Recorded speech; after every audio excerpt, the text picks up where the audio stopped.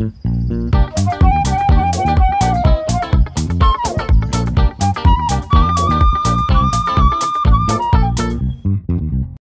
vás, moje meno je Robo a vítajte pri počúvaní podcastu Starajme sa. Podcastu, ktorý je venovaný všetkým milovníkom zvierat, kde si pravidelne pozývam rôznych hostí, s ktorými rozoberám zaujímavé témy zo sveta chovateľstva. No a naša dnešná téma bude celkom žiadaná a konkrétne musím povedať, že máme tu aj žiadaného hostia, ktorým je Marcel Zumrík, ktorý je terarista a zároveň chovateľ jedných zaujímavých zvieratiek, ktoré naberajú na popularite a pochádzajú z veľmi vzdialeného ostrova niekde pri Austrálii z Novej Kaledónie. Marcel, ďakujem, že si našiel čas a prijal pozvanie. Ja ďakujem za pozvanie. Aj keď teda dneska je nám vonku kvalitne nachumelilo, čo sa asi netýka Novej Kaledónie a zvieratiek, ktoré tam žijú, tak tie tam nemajú také počasíčko. Ale ideme sa teda rozprávať o pagekónovi riasnatom. Dúfam, že dobre som ho pomenoval. Áno. No, a ty si chovateľ týchto veľmi zaujímavých jašteriek, plazov, pagekónov, neviem, ako by som to zaradil. Gekonov. A teda niečo nám prezradí, že nejaké to tvoje know-how, aby sme všetci boli profi chovatelia. Veľmi rád odovzdám svoje skúsenosti. Prečo pagekón riasnatý? Prečo pagekón? Ono to prišlo skôr náhodou ku mne zo začiatku a bola to láska na prvý pohľad. Zamiloval som sa do toho vzhľadu, do tých míhalníc, do toho úsmevu a už to išlo. A to musím potvrdiť naozaj, že toto je veľmi čudne nazvané, ale také chutné zvieratko. Mám taký pocit, že na Slovensku som sa stretol aj s ekvivalentom, že pagekón chochoľatý, či niečo takého. Hlbokohlavý, to je auriculatus, to je iný, ale chocholatý ani moc nie. Dobre, nebudeme to ani používať, týmto pádom toto slovičko zakazujeme. Ty už si ale predtým mal nejaké iné zvieratka, takže typujem, že chovateľ už od detstva? Áno.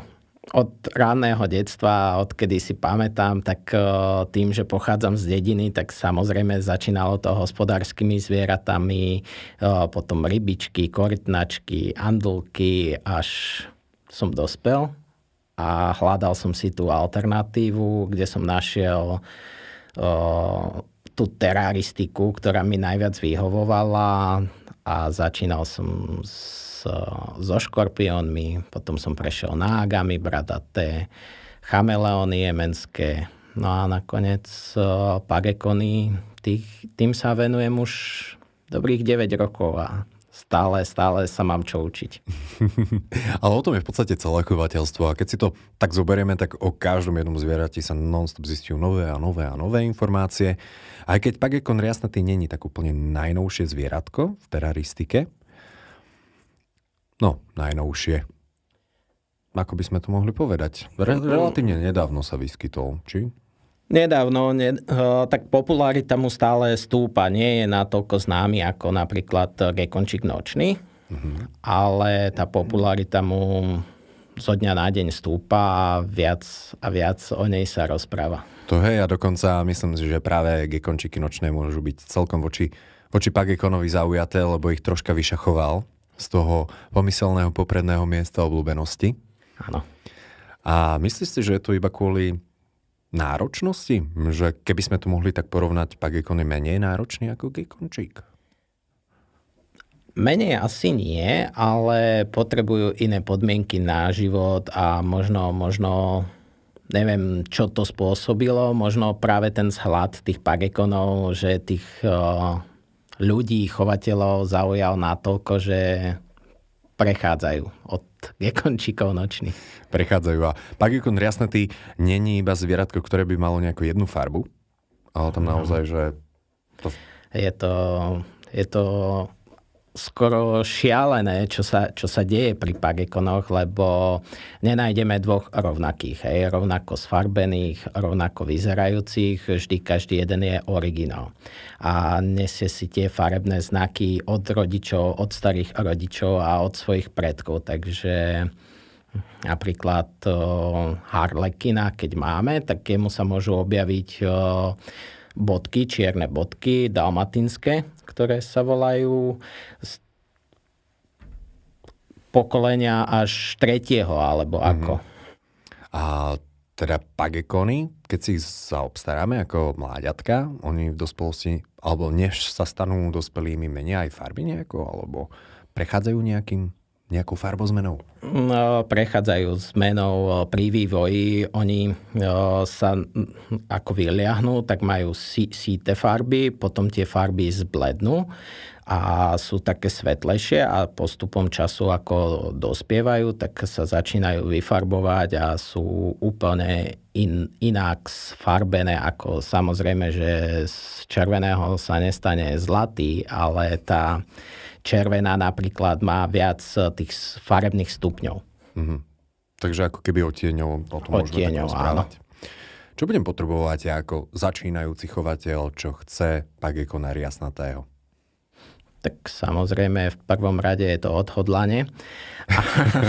Dostatočná odvaha, lebo hryzú uši.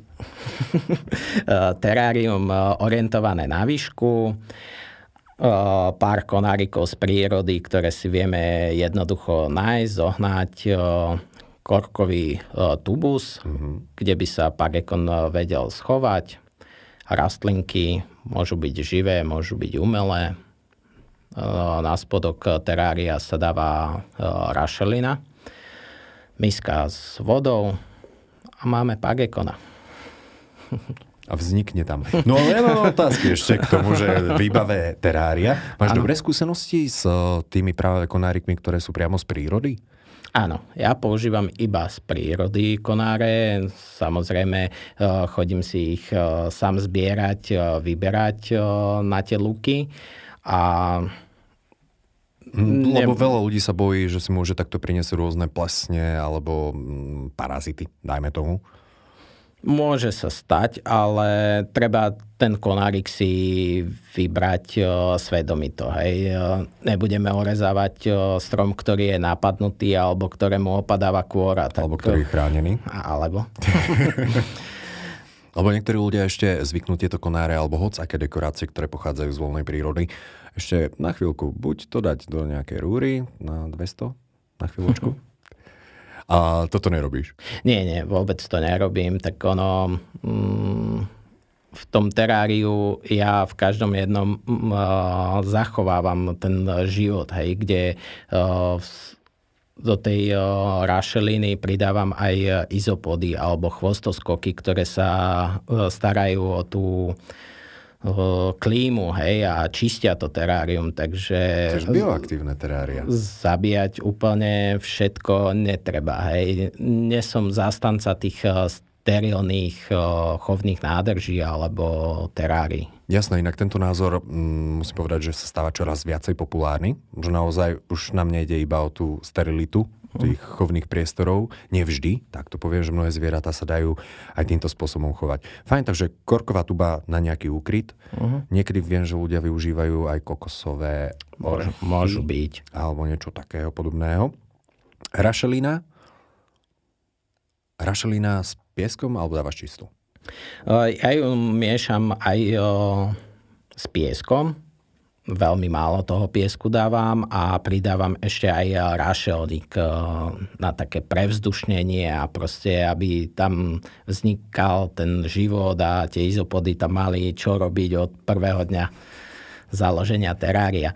Jedno terárium mám napríklad doma, ktoré už tuším, že nejakých 6-7 rokov nebolo čistené, lebo o všetko sa starajú izopody a chvostoskoky. A sú tam aj Pagekony. Áno, samozrejme. Samozrejme. Jediná moja starosť je z času na čas vyčistiť tie sklá, ktoré sú pošpinené. No toto je jedna z vecí, lebo ja som chcel veľmi Pagekona riasnatého, ale potom, keď som videl, že ako dokážu troška zašpiniť to terárium, tak som si povedal, že nie, Robo, na to si moc lenivý. Tak áno, dokážu zašpiniť tým, že lozia po tých sklách, radi pozorujú a sú na tom skle prednom nalepení, tak tie výkaly sú riečie. Sú riečie z dobrého dôvodu, lebo proste žijú vo vlhkom prostredí, dosť veľa vody pijú a tým pádom aj tá stolica je riečieho charakteru. No dobre, ja sa ešte vrátim troška k výbave terária, ale hneď prejdeme na stravu a všetko potrebné bez nej dlho nevydržia. teda neviem. A k tej výbave terária si skôr zástanca umelých rastlín alebo živých? Ja používam v tých chovných teráriách umelé a to z toho dôvodu, že pagekony, keď samičky znášajú vajíčka, tak to vedia zahrabať do črepníka pod rastlinku a tie vajíčka sa potom z tých korienkov veľmi ťažko vyberajú. Takže preto mám tie umelé rastliny. A z takých výstavných terárií, čo by si skôr odporúčil? Keby som chcel mať doma, že krásne. Krásne terárium, samozrejme, že živé rastlinky, ale treba voliť tie rastlinky s väčšími listami a s hrubšími tými listami, lebo ten pagekon ako skáče, tak vie veľmi rýchlo zničiť tie rastliny. Takisto na labkách majú aj malý nechtík, s ktorým vedia poškrabať tú rastlinu a tým pádom ten list časom odumiera. Takže oni skáču. Áno, dosť aktívne skáču. Takže na toto si treba dávať bacha. A inak som ani nevedel, že majú pazúrik, lebo ja vždy vnímam iba tam tú lamelu, alebo tie lamelové. Ale majú aj pazúr. Inak to je úplne úžasné pri tých gekonoch, že keď si to zoberieme, tak vyššie živočíchy, keď to môžem takto povedať, a dokážu sa udržať na úplne vodorovných, no na skle sa dokážu udržať. A vraj je to tým, že tie lamely, že to sú ako keby štetinky pod mikroskopom. Áno. Pod mikroskopom to vážne tak vyzerá a je to tak. Sú to úplne jemnučké štetinky, s ktorými oni sa ako keby prisajú na to sklo. Veľmi zaujímavé. Terárium volíme aké? Dlhšie. Vyššie alebo dlhšie? Hej, vyššie. Vyššie, takže mohli by sme ich zaradiť teda k stromákom? Nie? Áno, presne. Sú to stromové gekony, ktoré potrebujú liesť hore, dole a potrebujú mať ten priestor, takže preto sa volí to vyššie terárium. Aj máš nejaký rozmer terárika, ktorý by si odporúčil, respektíve ktorý máš odskúšaný? Tak odskúšané terária sú napríklad na takú chovnú skupinku, kde už stačí úplne terárium 40x40x60 cm a pekne sa dá zariadiť a vedia si tam nažívať. Ja mám 45x45x60, takže to je celkom vhodné. Veľmi rád poskytnem niečo.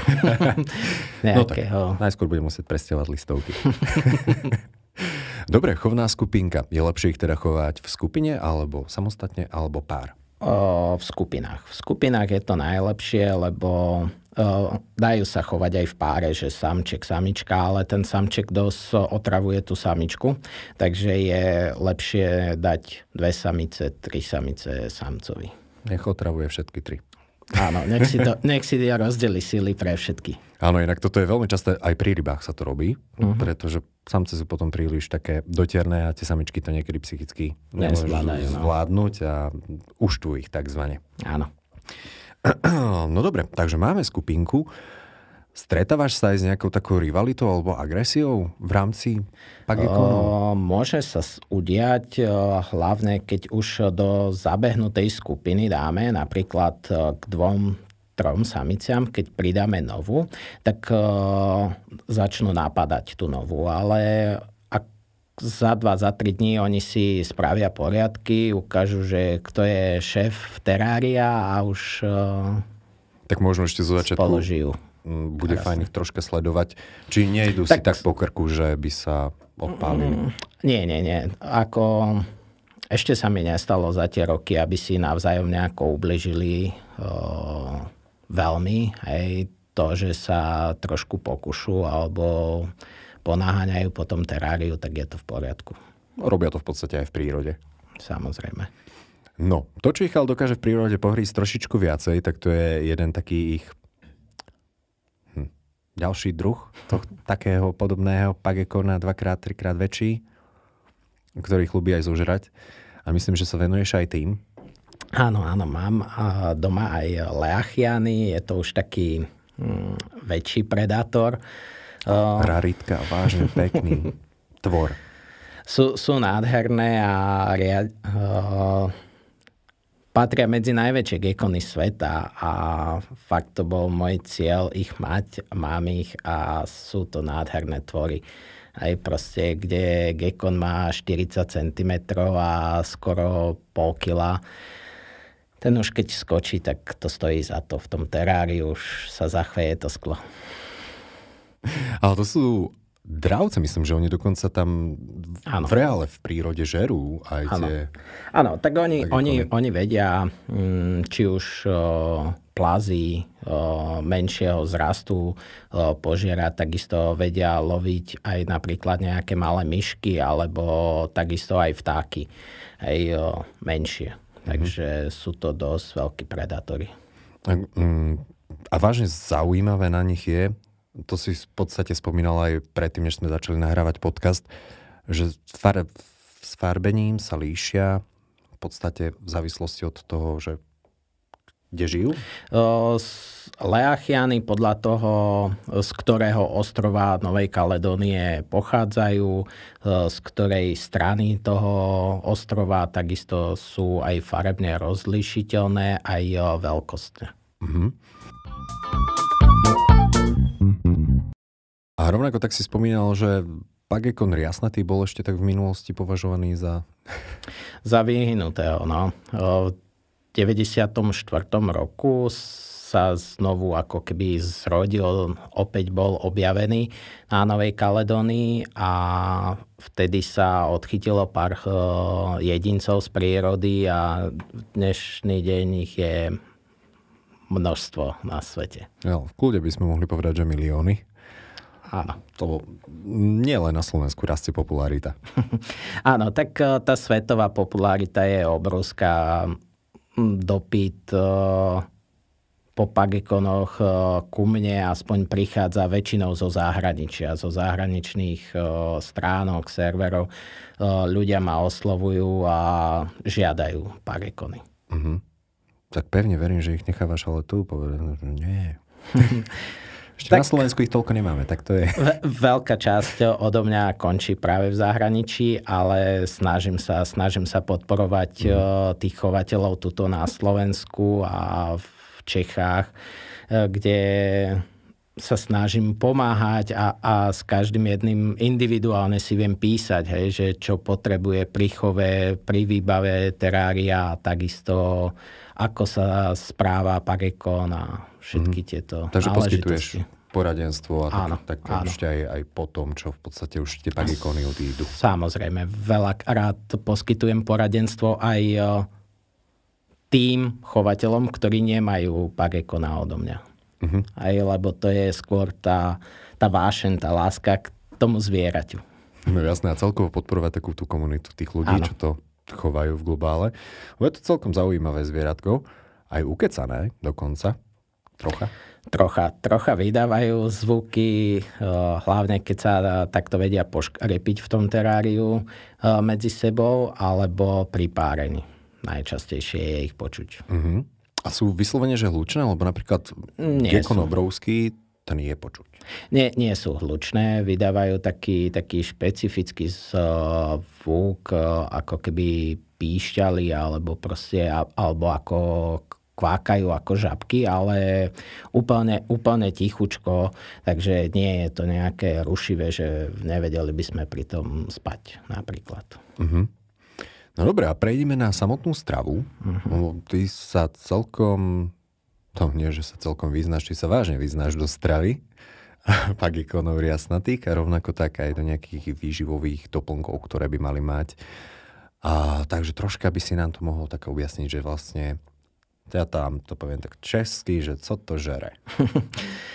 Áno, tak tá strava je dôležitá pri každom a jednom zvierati, ktoré chováme v domácnostiach a šťastí tieto gekony, pagekony sú plodožravé, čo znamená, že veľmi radi majú prezreté ovocie. Banány, figy, mango. Takže také sladké veci. Také sladké, dužinaté veci. To veľmi radi papajú, lížu, vykusujú. A hmyz. Kombinujeme s hmyzom. Áno. Populárne sú ešte kašičky, čo som sa stretol. No, kašičky sú veľmi populárne, lebo v tých kašičkách je obsiahnuté všetko, čo ten pagekon potrebuje. Či už je to aj kašička vyrobená s časťou z hmyzu, takisto pridané ovocie, pridané vitamíny a stačí na ten chov iba tá kašička. Samozrejme, že ja odchovávam docela slušne tých pagekonov a dávam im žrať aj práve ten hmyz. Mojím krédom je, že to zvieratko, ktoré odo mňa odchádza, potrebuje vedieť všetko žrať, aby sa nestalo to, že u nového majiteľa nebude chcieť žrať to alebo to, že bude vymýšľať pri tej strave. A inak toto je veľmi dobrý tip podľa mňa pre chovateľov, že naozaj, že ako náhle je zviera naučené na nejaký typ stravy, tak ono ho potom preferuje. Ale toto je potom problém s agamami, s chameleónmi, so všetkým. Takže práve preto ja sa snažím tú stravu robiť pestrú. Používaš aj nejaké výživové doplnky?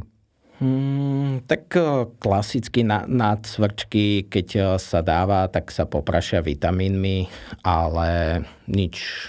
Vápnik, D3. To už je obsiahnuté v tých vitamínoch so súčasťou vápnika aj D3. A pri tej D3 ja troška zostanem. A čo osvetlenie a teplota? Troška súvisí s tým osvetlením, UVBčko minimálne. Áno. Pagekony to nevyžadujú. Nevyžadujú to osvetlenie, lebo sú to nočné gekony.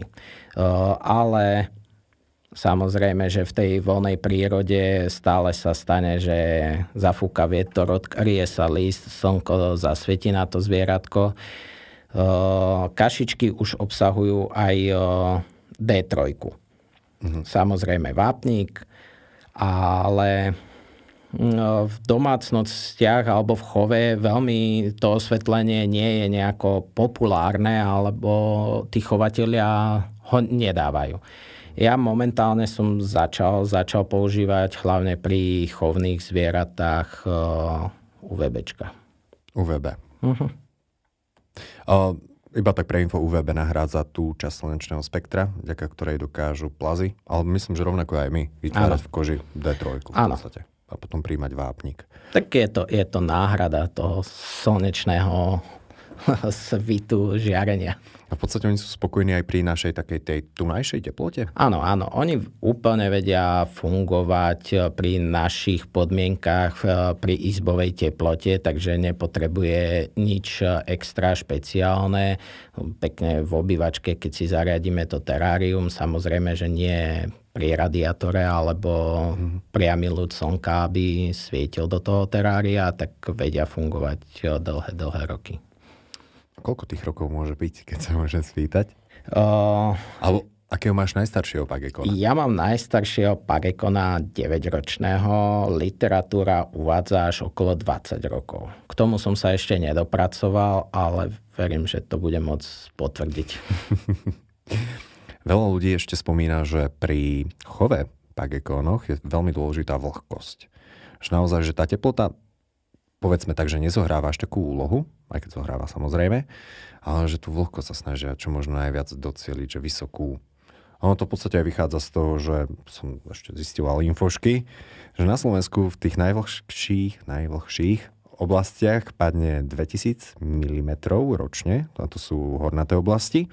A v Novej Kaledónii je to 2500 až 4000. To je celkom dosť ročný úhrn. Je to celkom dosť. My sa snažíme v týchto chovoch udržiavať vlhkosť pravidelným rosením. Rosí sa väčšinou večer, kde pagekony ožívajú, zobudzajú sa, tak vtedy im rosíme. Takže tak udržiavame vlhkosť v teráriách. Hej, takže štandardne strička a áno. Rozprašovač. Presne tak. Čo hovoríš na fugery? Môžu byť? Môžu byť. Nevyužívam ich momentálne, ale samozrejme, že môžu. Ja by som to možno hodil do súvislosti s tým paludáriom. pretože paludarium, keď sú tam rastliny, ktoré potrebujú vyššiu vzdušnú vlhkosť, tak tam by sa im celkom mohli zísť.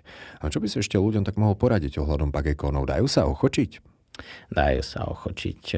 Dajú.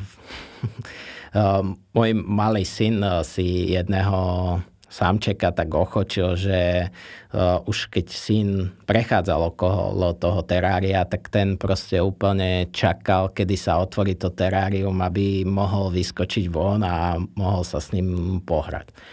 Samozrejme, že netreba to preháňať, lebo ak ochočíme to zvieratko, tak tým pádom si ho dosť veľmi viažeme na ten kontakt a nie je možná nejaká dovolenka, predĺžený víkend alebo niečo.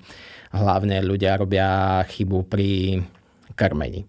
Hej, že mu naučia pagekona žrať iba z ruky, z pinzety a tým pádom on už stráca ten pud lovenia, nevie si chytiť sám cvrčka alebo proste nespapá tú kašičku sám, pokiaľ mu nie je ponúknutá do pusy. Wow, to sa dokážeš takto rozmaznať? Áno. A potom dokáže aj týždeň nejesť, lebo majiteľ je na dovolenke a starí rodičia, susedia mu nedávajú do pusy. A pri pagekonoch ešte taká zaujímavosť. Dokážu pustiť chvost, ak sa nemýlim. Áno. A ten už im nedorastie. Nie. Už ostane potom taká žabka z pagekona. Dosť to pripomína žabku. Nedokáže. Oni ten chvost využívajú v prírode ako piatu končatinu, za ktorý sa vedia zavesiť. Je dosť silný a púšťajú ho hlavne pri predátoroch, kedy uspokoja toho predátora s tým chvostom a zachránia si život. Prežijú. No. Vedia žiť, vedia fungovať bez neho, neuberá im to vôbec na kvalite života. Ale je to troška škoda, ja si myslím, pretože som videl jednu fotku, kde naozaj ten pagekon teraz neviem, či spal, alebo čo robil, alebo zavesený iba za chvost a vyzeral naozaj ako netopier. Áno, vedia sa veľmi pekne zavesiť za ten chvost, pokiaľ ho majú, no. A teda musím povedať, že zaujímavé zvieratko a dokáže mať aj veľmi pekne zariadené terárko, to je za mňa taký veľký plus. Nežerie rastliny. Nie. Rastliny nežerie. Môže sa stať, že keď bude cvrček na tej rastlinke, že kusne do nej pri love, ale vyslovene nejde po tých rastlinách.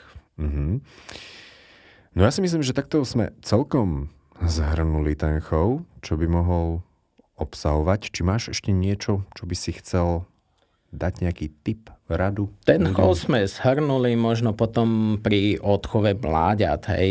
K tomu sme sa zatiaľ nedostali. Mláďatka ja sa snažím odchovávať vždy každé jedno vo svojom boxe. Tým pádom zamedzujem nejakej rivalite medzi súrodencami, ktorí žere viac, ktorí menej a utláčajú sa navzájom. A takisto mám vlastne tým pádom individuálny prístup ku každému zvieraťu a viem, ako žerie, čo mu viac chutí, čo mu nechutí. Aj v tom sa odlišujú? Že naozaj, že jeden preferuje banánové kašičky, jeden... Áno. Niektorý žerie iba vyslovene hmyz, iný hmyzu sa ani nedotkne, papá iba kašičky a vyslovene iba niektorý druh. Takže potom prichádzam ja a musím to zvieratko naučiť príjmať aj inú potravu. Dobre robíš v podstate pre ďalšieho chovateľa, keď sa tak zoberieme. Si ešte spomínal, že pri tých chovných skupinách nedávaš rastliny v črepníkoch, živé rastliny teda. A využívaš nejaké miesto, respektíve gekončík nočný, má napríklad, že takéto kladište, ako by som to úplne nazval. A majú niečo podobného aj pagekony? Áno, vieme to simulovať, presne tak ako pri gekončíkoch nočných, s tým, že na spodok terária dáme menšie množstvo tej rašeliny, aby tá samička nemala možnosť nejako hrabať alebo schovávať tie vajíčka. A vytvoríme z plastovej misky také kladisko asi 10 cm, kde ona už prichádza a do toho veľkého substrátu znáša tie vajíčka. A dávaš rašelinu, lignocel, alebo rašeliník čistý, alebo ako? Rašelník s rašelinou. Väčšia časť toho rašelníka je, aby to bolo pekné vzdušné, aj keď síce v hlavnej sezóne je to veľmi vzdušné, lebo v noci hrabú samice, ráno hrabem ja, keď vyberám tie vajíčka. Takže... A koľko vlastne tak snášajú vajíčok? Samička dokáže až okolo tých 20 vajíčok dať za rok, čo znamená, že ona kladie každý mesiac 2 kožovité vajíčka. Takže je celkom toho dosť. Toto myslím, a teraz neviem, či nechcem trepnúť blbosť, keď takú trepnem a opravíte ma, dúfam. Tak felzumy kladú po 2 vajíčka takisto. Hej, ale tieto nalepia na sklo. Áno, tie lepia na sklo, pagekony zahrabujú tie vajíčka do toho vlhkého substrátu. Aj sa ti niekedy stalo, že si neobjavil a potom behalo malé pagekon... v teráriu? Stalo sa mi, že som neobjavil hneď v ten deň alebo v nejakom krátkom čase tie vajíčka, ale nevyliahlo sa mne osobne v teráriu, lebo dávam si na to pozor, ale vo veľa prípadoch proste ľudia objavia, že máme o jedného pagekona viac. A nie sú teda kanibalistické, či? Dokážu byť. Dokážu byť vlastne rodičia, že skočia po tom malom, lebo predsa je to malinký gekon, ktorý sa vyliahne a hýbe sa, takže dokážu. A čo som si všimol, tak keď ich predávajú, tak obyčajne pri nich dávajú farebnú mutáciu, alebo variant, neviem, a potom gramy. Áno. Tak ono... Lebo toto ja si neviem predstaviť, ja neviem, ako vyzerá 15-gramový gekon. Ja viem, lepšie by bolo, keby ho ukázali, čo viem, na ruke. Alebo...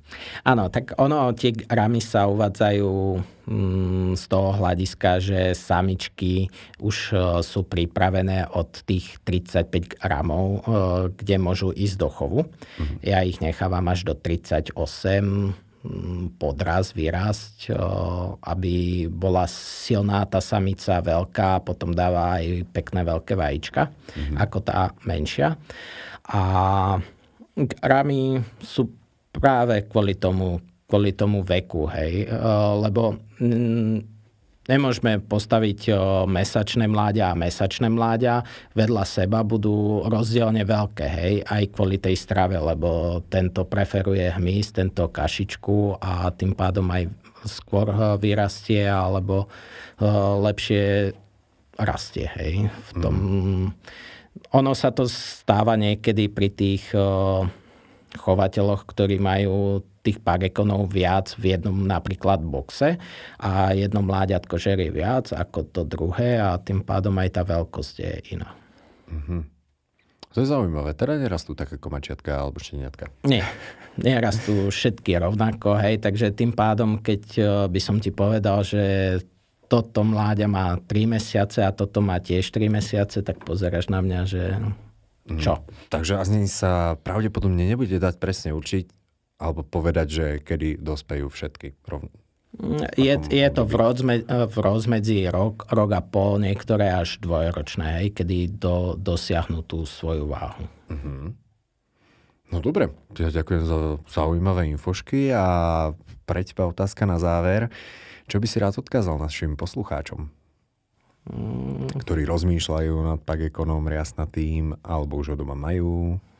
Určite neváhajte, ozvite sa, veľmi rád poradím s čímkoľvek, či už od tej základnej výbavy toho terária, alebo potom následného chovu a takisto kombinácií farebných mutácií. Dobre, super. Ďakujem. Našim hostom bol Marcel Zumrík a vy ste počúvali podcast Starajme sa s Robom Šemerom a v prípade, že sa vám tento podcast páčil, tak sa môžete prihlásiť na jeho odber cez aplikácie Apple Podcasty, Google Podcasty a Spotify. Nájdete nás aj na YouTube a všetky nahraté časti vrátane zaujímavých článkov a infožiek nájdete aj na stránke starajmesa.sk.